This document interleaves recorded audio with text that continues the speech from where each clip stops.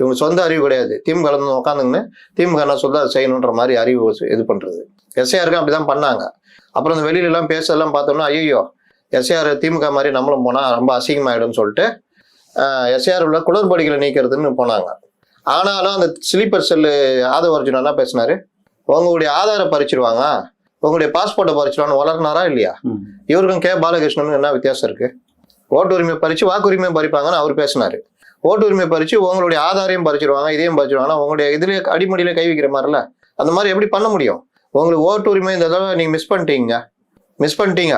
இந்த தேர்தலில் உங்களால ஓட்டு போட முடியல. அது கூட தேவையில்லை. இந்த பட்டியல் வெளியே வந்தோன்னா உங்க ஓட்டர் லிஸ்ட்ல உங்க பேர் இல்லன்னு வச்சுக்கோங்க. ஃபார்ம் 6 ஃபில் பண்ணி நீங்க உடனே பண்ணி 15 நாள் உங்க ஓட்டு வந்துடும். ஆனா இவர் என்ன சொல்றாங்க, பாஸ்போர்ட்டை பிடிங்கிடுவாங்க, ஆதாரை பிடிங்கிடுவாங்கன்னா அப்ப இவரு நம்ம என்ன சொல்றது, உன்கிட்ட பணம் இருக்கு, நீ நிறுவனம் நடத்துற, நீ பெரிய இதா இருக்கலாம், ஆனா உனக்கு அடிப்படை அறிவு இல்லைன்ற. புரியுதா நான் சொல்றது? மக்களை உனக்கு இல்லைன்னா அதை கொண்டு போய் மக்கள்கிட்ட திணிக்காதுன்ற.